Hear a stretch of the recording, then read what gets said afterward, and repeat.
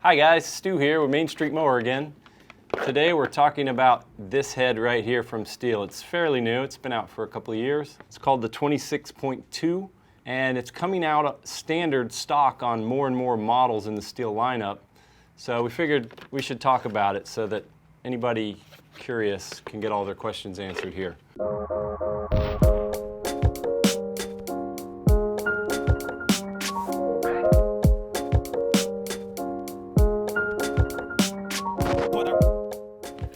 On the back here, it lists all the models that this will spin right on and fit with the exact post that you already have on these machines. You could take a 25.2 head off of your string trimmer and roll a 26.2 right back on the same post. Nice little packaging. You're looking at the bottom view, so your gear head comes in right here. But let's open her up. There we go. This is more of the view that you'll recognize if you own a head like this. You got this nice little informational pack. It's in like 10 languages. There's just like 2 pages of info. But inside the pack it tells you that you do not need to open this head. You just simply insert a piece of line. You do have to line up this line that's cast into this middle head, the middle spool piece, with this arrow that's printed on this gray cover. When that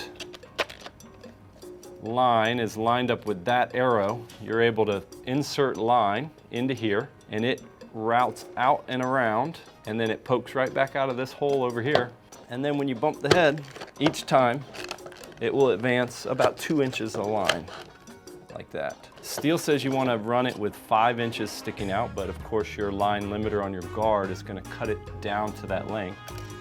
And then this book also says that you can run 0.095 of an inch line or 0.105, which is 2.4 millimeters or 2.7 millimeters. So if you're running the thinner 0.95, 2.4 millimeters, you can run 8 meters or 26 feet worth of line in this head.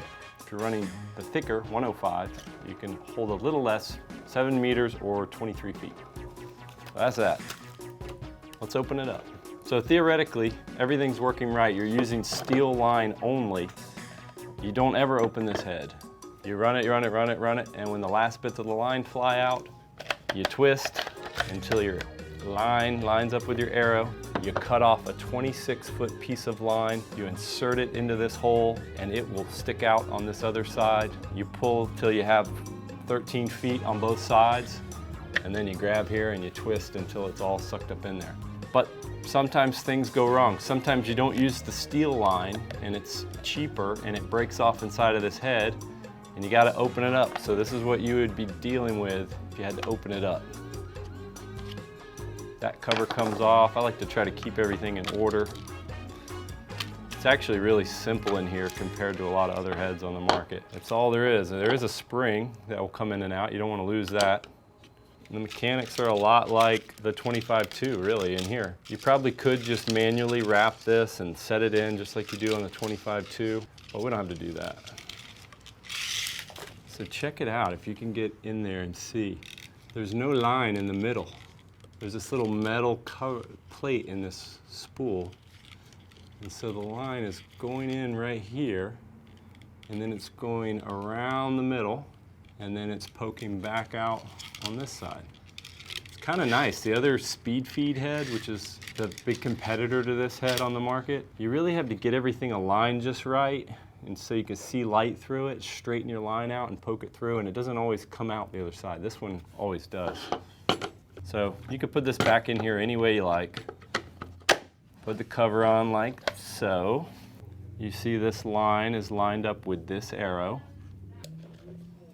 You push your line in, and looky there, it's coming out the other side.